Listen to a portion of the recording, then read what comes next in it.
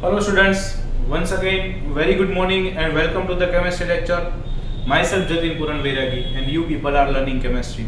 આપણે લોકો ધોરણ 12 માં ચેપ્ટર નંબર 5 એટલે કે સરફેસ કેમિસ્ટ્રી પૃષ્ઠ રસાયણ વિજ્ઞાન ભણી રહ્યા છીએ અને આ પૃષ્ઠ રસાયણ વિજ્ઞાનમાં આજે આપણે 9મો લેક્ચર ભણવાના છીએ. અત્યારે આપણે 9મા લેક્ચર પહેલા એટલે કે 8મા લેક્ચરમાં આપણે ડિસ્કશન ચાલે છે અધિશોષણ ઘટનાની. અધિશોષણ પછી આપણે ઉદ્દીપન કરીએ છીએ, કેટાલિસિસ, મૂળ કેટાલિસિસ ટોપિક ચાલે છે. આ કેટાલિસિસમાં એટલે કે ઉદ્દીપનમાં આપણે સમાંગ અને વિસમાંગ ઉદ્દીપનની ચર્ચા કરી લાસ્ટ લેક્ચર સુધી. આજે આપણે એ જ વિસમાંગ ઉદ્દીપનને કન્ટિન્યુ કરવાનું છે.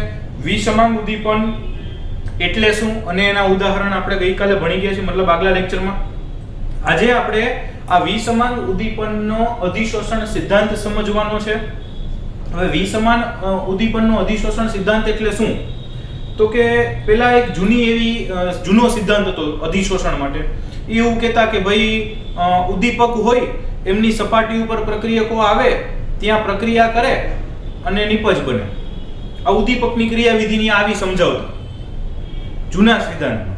પછી નવો એક સિદ્ધાંત આવ્યો, એમાં એવું સમજાયું કે ભાઈ પ્રક્રિયક હોય એમાં મધ્યવર્તી સંયોજન બને અને પછી પાછી એમાંથી નિપજ બને. જૂના સિદ્ધાંતમાં કે મધ્યવર્તી સંયોજનને એવું કંઈ આવતું નહોતું, નવામાં પાછું આવ્યું એટલે કન્ફ્યુઝન થઈ જૂનો કે નવો કયો સ્વીકારવું.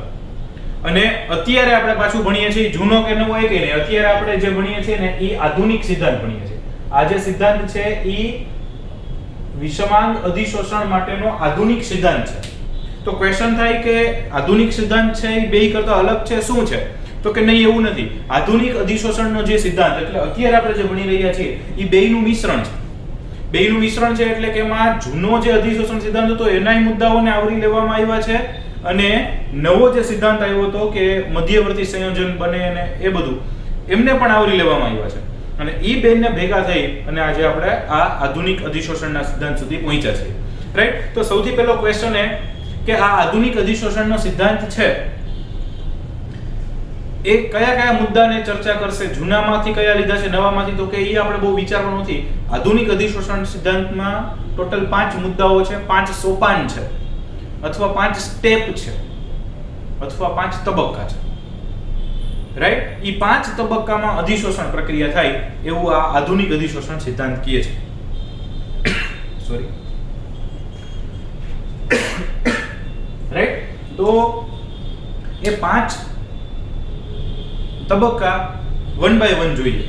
સૌથી પહેલો 5 સોપાન અથવા 5 તબક્કાઓ એવું પણ કહી શકાય.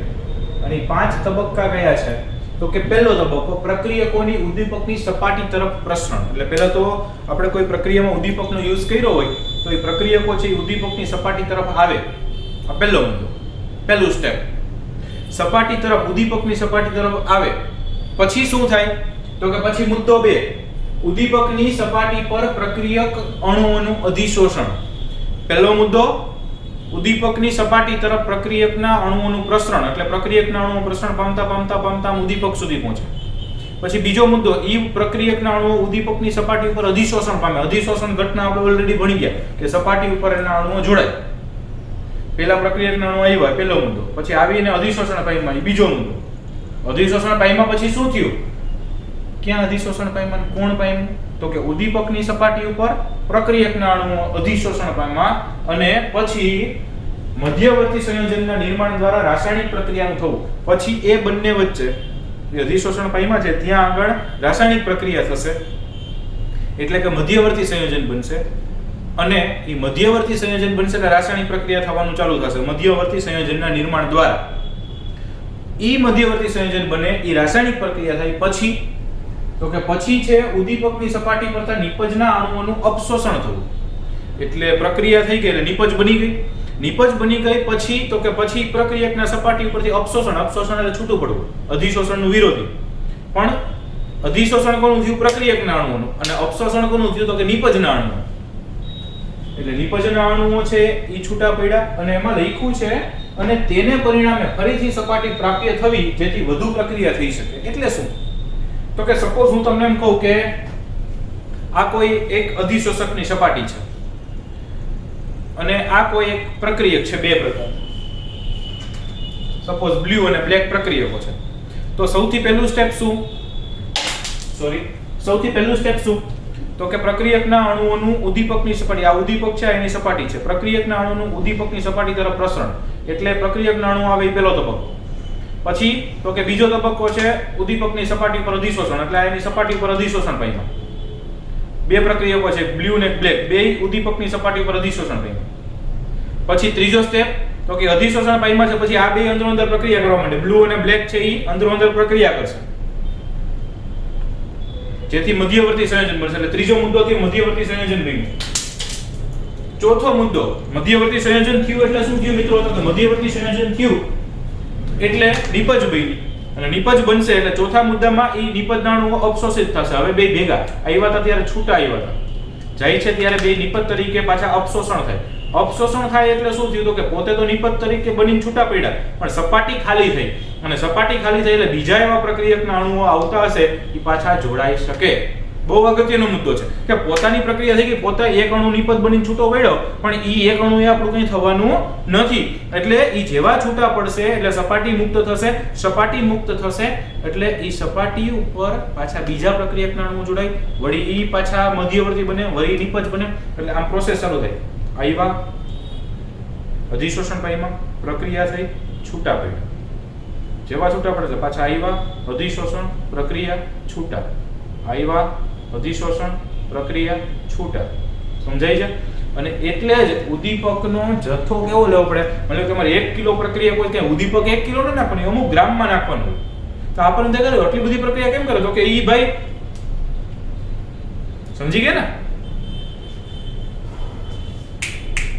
યસ. તો ચોથો મુદ્દો કરતા હતા નિપજના અણુ અપશોષણ થવું, જેથી પરિણામો વધારે સપાટી પ્રાપ્ત થાય, જેથી પ્રક્રિયા આગળ વધે. અને પાંચમો મુદ્દો, ઈ જે નિપજ બની ઈ સપાટીથી દૂર જાય, એટલે સપાટી પરથી જે અપશોષણ પામેલી નિપજો હતી ઈ પાછી ન્યાથી એ દૂર જાય, કે જેથી કરીને બીજા નિપજો છૂટા પડવા માટે જગ્યા મળે. જેમ ગોઠવવા માટે જગ્યા મળે, છૂટા પડવા માટે જગ્યા પ્રાપ્ત થવી જોઈએ. એટલે આવા જોડાણા અને અધિશોષણ થયું, મધ્યવર્તી બની પ્રક્રિયા થઈ, નિપજ બની છૂટા પડ્યા, છૂટા પડીને દૂર ગયા. 5 તબક્કા છે. પહેલો તબક્કો કે ચાલો સાથે બોલતા જાઓ, તો કે પ્રક્રિયકના અણુઓનું ઉદ્દીપકની સપાટી તરફ પ્રસરણ, એટલે આવવું. બીજું તો કે ઉદ્દીપકની સપાટી ઉપર અધિશોષણ.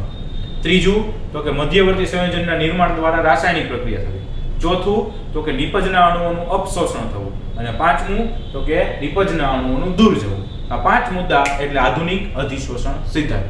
અને આવી આધુનિક અધિશોષણનો સિદ્ધાંત છે, આ જે મેં તમને પ્રેક્ટિકલી થોડું બતાવવાનો ટ્રાય કર્યો, એ જ વસ્તુ આપણને અહીંયા ડાયાગ્રામમાં બતાવી છે.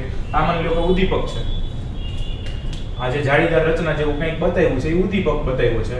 આ બે પ્રક્રિયકો છે બિચારા, કોણ કોણ? A અને B, રાઈટ? તો સૌથી પહેલા એ ત્રણેય ભેગા થયા એટલે પહેલા તો નજીક આવ્યા. પછી શું થયું? તો કે પછી એમની સપાટી ઉપર અધિશોષણ થયું. A છે અહીંયા જોડાણો, B છે અહીંયા જોડાણો, એટલે અધિશોષણ થયું.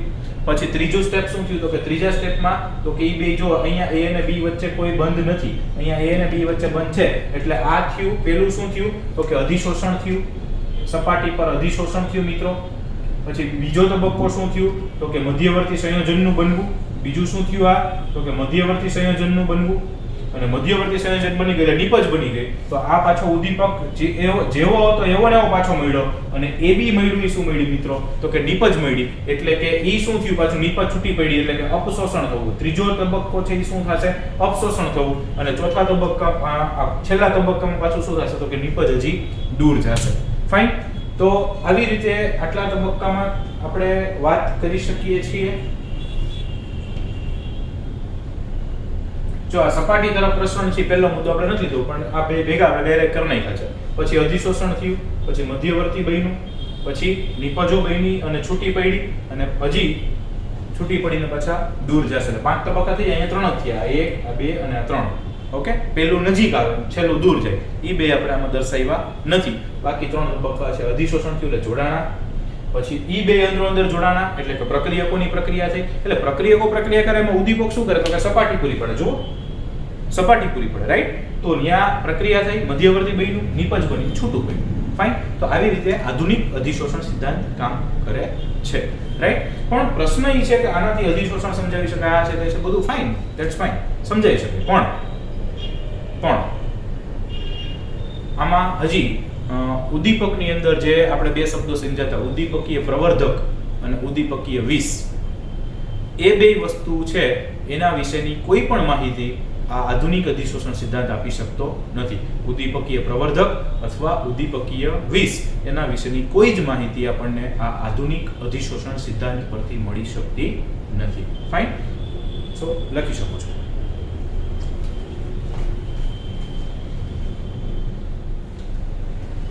મિત્રો હવે જોઈએ આપણે ઘન ઉદ્દીપનની અગત્યની ખાસિયતો. ઘન ઉદ્દીપક આપણે ઉપયોગમાં લેતા હોય અને એ ઉદ્દીપન પ્રક્રિયા થતી હોય તો એમની અગત્યની ખાસિયતો શું છે એની ચર્ચા કરીએ. એમાં બે ખાસિયતો છે એમની, એક છે સક્રિયતા અને એક છે વર્ણનાત્મકતા. સક્રિયતા એટલે કે એક્ટિવિટી અને વર્ણનાત્મકતા એટલે કે સિલેક્ટિવિટી.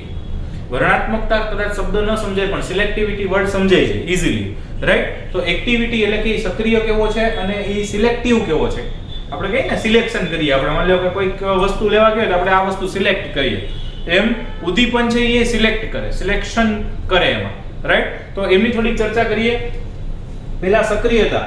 તો કે સક્રિયતા છે એ મૂળ શેના ઉપર આધાર રાખશે? તો કે સક્રિયતા છે એ અધિશોષણની પ્રબળતા ઉપર આધાર રાખે કે એ કેટલો સક્રિય છે, વધુ સક્રિય છે, ઓછો સક્રિય છે. એ કેટલો સક્રિય છે એ અધિશોષણ ઉપર આધાર રાખે કે ભાઈ અધિશોષણ કેવું થાય છે. અધિશોષણ પ્રબળતાથી થાય છે, નિર્બળતાથી થાય છે, મધ્યમ થાય છે. એના ઉપરથી જે તે ઉદ્દીપન છે એમની સક્રિયતા નક્કી થાય. એ કેમ? તો કે જો બહુ નબળું અધિશોષણ હોય ને તોય ન ચાલે અને બહુ પ્રબળ અધિશોષણ હોય ને તોય ન ચાલે. ઓકે સર, નબળું તો હાલો સમજ્યા પણ પ્રબળ હોય શું કામ ના ચાલે? ઓકે, તો સમજીએ આપણે. તો કે પેલું સક્રિય બને તેટલી પ્રબળતાથી તો અધિશોષિત થવા જોઈએ. એ અધિશોષણ થવું જોઈએ અને એ એટલી રીતે બે સક્રિય થાય, મધ્યવર્તી બને અને નિપજ બને, એટલું પ્રબળતાથી તો થવું જ જોઈએ કે જેથી કરીને એટલું પ્રબળતાથી અધિશોષણ થયું હશે તો એ જોડાઈ શકશે. એટલે એ જોડાઈ શકે, એ સક્રિય બની શકે એટલું પ્રબળતાથી અધિશોષણ થવું જોઈએ, રાઈટ? બીજું, વધુ પ્રબળતાથી અધિશોષિત ન થવા જોઈએ. એટલી બધી વધુ પ્રબળતાથી પાછા અધિશોષિત ન થવા જોઈએ કે જેથી તેઓ ગતિશીલ રહે નહીં અને બીજા પ્રક્રિયક માટે જગ્યા ન હોય. એનો મતલબ શું હોય? તો કે ભાઈ આવ્યા, અધિશોષણ થયું, એ બંને એકબીજા સાથે જોડાય એટલા થોડાક મૂવમેન્ટ કરી શકે, થોડાક ગતિશીલ હોય એટલા તો અધિશોષણ પામવા જોઈએ કે જેથી જોડાય. પણ એવું બધું અધિશોષણ જળવ્યા સલાક કરી દીધું કે આવ્યા, જોડાણા પૂરું, જોડાઈ ગઈ કે પ્રબળ અધિશોષણ. પણ એટલું બધું પ્રબળ અધિશોષણ ના ચાલે કે જેથી કરીને પોતે જ ગતિશીલ ના રહે અને ગતિશીલ ન રહે એટલે જોડાઈ નહીં, પાછા જોડાઈ તોય પાછા છૂટા ન પડે. કારણ કે અધિશોષણ પ્રબળ પકડી રાખ્યું છે, હવે છોડે નહીં અને જ્યાં સુધી એ સપાટી છોડી નહીં જાય ત્યાં સુધી બીજા અણુઓને ગોઠવાઈ શકશે નહીં અને બીજા અણુ ન ગોઠવાઈ શકે તો પ્રક્રિયા અટકી જાય. એટલે એટલી પ્રબળતાથી અધિશોષિત ન થવા જોઈએ કે જેથી તેઓ ગતિશીલ ના રહે અને બીજા પ્રક્રિયક માટે જગ્યા ના હોય, એટલી પ્રબળતાથી અધિશોષિત ના થવા જોઈએ. હાઇડ્રોજનેશન પ્રક્રિયામાં સમૂહ 5 થી 11 ના ધાતુ તત્વો સાથે ઉદ્દીપકીય સક્રિયતા વધે છે. આ એમસીક્યુ માટે કામની વસ્તુ છે કે હાઇડ્રોજનેશન પ્રક્રિયા કરતા હોય તો સમૂહ 5 થી સમૂહ 11 સુધી એની સક્રિયતા વધે છે એવું કહી શકાય. તો આ એમસીક્યુ પૂછી શકાય હાઇડ્રોજનેશનમાં કયા સમૂહના તત્વો વધુ સક્રિયતા દર્શાવે છે અથવા સમૂહ 5 થી 11 ના તત્વો કઈ પ્રક્રિયામાં સક્રિયતા દર્શાવે છે? તો કે હાઇડ્રોજનેશન પ્રક્રિયામાં સક્રિયતા દર્શાવે છે. એના પછી છે મહત્તમ સક્રિયતા. સમૂહ 7 થી 9 ના તત્વો દર્શાવે. આ પૂછી શકે કે ભાઈ મહત્તમ સક્રિયતા કોણ દર્શાવે? તો કે સમૂહ 7 થી 9 ના તત્વો, 7 8 9, સમૂહ 7 8 9 ના તત્વો છે એ મેક્સિમમ એક્ટિવિટી દર્શાવે. અને એટલે એમાં એક ઉદાહરણ એ પૂછે H2+O2 એમાંથી પાણી બને ત્યારે પ્લેટિનમનો ઉપયોગ કરવામાં આવે છે. તમારે સમૂહ નહીં તો બધું હવે ઓલરેડી ચાલી ગયું છે. ઓકે, આ 7 8 9 10 11 એટલે તમારે D અને F વિભાગે ચાલી ગયું છે, રાઈટ? તો એમાં તમે જોશો તો ખ્યાલ આવશે. ફાઇન. તો ફરી એકવાર એક્ટિવિટી શું છે? તો કે ભાઈ ઉદ્દીપન કરીએ છીએ તો એ ઘન ઉદ્દીપન થતું હોય તો એ બે પરિબળો ઉપર આધાર રાખે. એક એની સક્રિયતા એટલે એક્ટિવિટી ઉપર, બીજું એની વર્ણનાત્મકતા ઉપર. સક્રિયતા એટલે એની સક્રિયતા પછી કોના ઉપર આધાર રાખે? તો કે સક્રિયતા છે પછી અધિશોષણની પ્રબળતા ઉપર આધાર રાખે. નબળું અધિશોષણ ન હોવું જોઈએ જેથી જોડાઈ ન શકે અને એટલું પ્રબળય ના હોવું જોઈએ કે ગતિશીલ ન રહે અને સપાટી છોડીને જાય નહીં, બીજા અણુ આવી ન શકે તો સાવ અટકી જાય. એટલે અતિ નબળું નહીં, અતિ પ્રબળ નહીં, એવું અધિશોષણ જોઈએ. હાઇડ્રોજનેશન પ્રક્રિયા હશે તો સમૂહ 5 થી 11 ના તત્વો વધુ સક્રિયતા દર્શાવશે અને મહત્તમ સક્રિયતા છે એ સમૂહ 7 થી 9 ના તત્વોમાં જોવા મળે. એકવાર અહીંયા ઉદાહરણ આપ્યું છે H2+ O2 માંથી પાણી બને, એમાં પ્લેટિનમ ઉદ્દીપકનો આપણે ઉપયોગ કરતા હોઈએ છીએ, રાઈટ? તો આ પહેલો મુદ્દો થયો. એક્ટિવિટી, સક્રિયતા પ્રોપર હોવી જોઈએ, બહુ ઓછી નહીં, બહુ વધારે. ક્લિયર છે? ઓકે. બીજું છે વર્ણનાત્મકતા એટલે સિલેક્ટિવિટી. વર્ણનાત્મકતા એટલે સિલેક્ટિવિટીનો એક બહુ સાદું ઉદાહરણ આપું તો તમે જુઓ, આપણે કેટલી બધી રાસાયણિક પ્રક્રિયા આ ચેપ્ટરમાં આપણે ભણ્યા. જેમ કે સમાંગ ઉદ્દીપનના આપણે 3-4 ઉદાહરણ લખ્યા, વિસમાંગમાં લખ્યા. તમે જો બધામાં ઉદ્દીપક જુદા જુદા લખતા હતા. કાં તો કે મજા આવે એવું ના હોય, તો કે બધામાં ઉદ્દીપક સરખા નથી. એનું કારણ શું? તો કે એનું કારણ એ છે કે એક ચોક્કસ પ્રક્રિયક એમાંથી એક ચોક્કસ નિપજ જોતી હોય તો એક ચોક્કસ ઉદ્દીપકનો જ ઉપયોગ કરવો પડે. એક ચોક્કસ પ્રક્રિયક એમાંથી એક ચોક્કસ નિપજ જોઈતી હોય તો એક ચોક્કસ ઉદ્દીપકનો ઉપયોગ કરવો પડે. જેમ કે હાઇડ્રોજન અને કાર્બન મોનોક્સાઇડની પ્રક્રિયા થાય, CO એટલે કાર્બન મોનોક્સાઇડ અને H2 એટલે હાઇડ્રોજન, એમની જ પ્રક્રિયા કરવી છે. ઈ જ કાર્બન મોનોક્સાઇડ, ઈ જ હાઇડ્રોજનની પ્રક્રિયા થાય. હા, number of moles may be different but the content is same. Carbon monoxide જ છે અને હાઇડ્રોજન જ છે. એમની પ્રક્રિયા થાય તો એમાંથી મિથેન પણ બની શકે, એમાંથી મિથેનોલ પણ બની શકે અને એમાંથી મિથેનાલ પણ બની શકે. મિથેન, મિથેનોલ અને મિથેનાલ. મિથેનાલ અથવા એને કહેવાય ફોર્માલ્ડિહાઇડ. HCHO એટલે એના બે નામ થાય, મિથેન, મિથેનાલ થશે અને ફોર્માલ્ડિહાઇડ છે. તો પ્રશ્ન થાય કે સર કાર્બન મોનોક્સાઇડ ઈનો ઈ છે, હાઇડ્રોજન ઈના ઈ છે, છતાં પણ બંને બધાની નિપજ કેમ અલગ અલગ મળે છે? તો કે નિપજ અલગ મળવાના કારણો છે અને એમાં મેઇન કારણ છે એના ઉદ્દીપક. આમાં તમે જુઓ નિકલ ઉદ્દીપકનો ઉપયોગ કર્યો છે, આમાં કોપર, ઝિંક ઓક્સાઇડ અને ક્રોમિયમ ઓક્સાઇડનો ઉપયોગ કર્યો છે, ટ્રાઇઓક્સાઇડનો ઉપયોગ કર્યો છે અને આમાં કોપર ધાતુનો ઉપયોગ કર્યો છે. મતલબ કાર્બન મોનોક્સાઇડ અને હાઇડ્રોજનની પ્રક્રિયા કરતા હોય, જો નિકલ ઉદ્દીપક તરીકે લઈએ તો મિથેન આપણને નિપજ મળશે. જો કોપર, ઝિંક ઓક્સાઇડ અને ક્રોમિયમ ટ્રાઇઓક્સાઇડનું મિશ્રણ આપણે ઉદ્દીપક તરીકે લેશું તો મિથેનોલ આપણને આલ્કોહોલ મળશે નિપજ તરીકે. અને જો કાર્બન મોનોક્સાઇડ હાઇડ્રોજનની પ્રક્રિયા કરીએ અને કોપરનો ઉદ્દીપક તરીકે ઉપયોગ કરીએ તો ફોર્માલ્ડિહાઇડ મળશે. એનો મતલબ કે આપણે મિથેન બનાવવું છે તો નિકલનો ઉપયોગ કરવો પડશે, મિથેનોલ બનાવવું છે તો કોપર, ઝિંક ઓક્સાઇડ, ક્રોમિયમ ટ્રાઇઓક્સાઇડનો ઉપયોગ કરવો પડશે અને જો ફોર્માલ્ડિહાઇડ બનાવવું છે તો કોપરનો ઉપયોગ કરવો પડશે. આને કહેવાય સિલેક્ટિવિટી. પણ તમે એમ કહો કે માની લો કે મારે ફોર્માલ્ડિહાઇડ છે અને નિકલ ઉદ્દીપકનો ઉપયોગ કરીને બનાવવું છે તો બની શકે નહીં. એક ચોક્કસ પ્રક્રિયક માંથી એક ચોક્કસ નિપજ બનાવવા માટે ચોક્કસ ઉદ્દીપકનો ઉપયોગ થાય એને કહેવાય એની સિલેક્ટિવિટી. ચોક્કસ પ્રકારના લોકો ચોક્કસ પ્રકારની વસ્તુ જ સિલેક્ટ કરે. Getting me or not? Fine. તો આ થઈ ગયું આપણું ઘન ઉદ્દીપનની અગત્યની ખાસિયતો. એમાં પહેલું એક્ટિવિટી એટલે કે સક્રિયતા અને બીજું સિલેક્ટિવિટી એટલે કે વર્ણનાત્મકતા. ફાઇન, લખી શકો છો.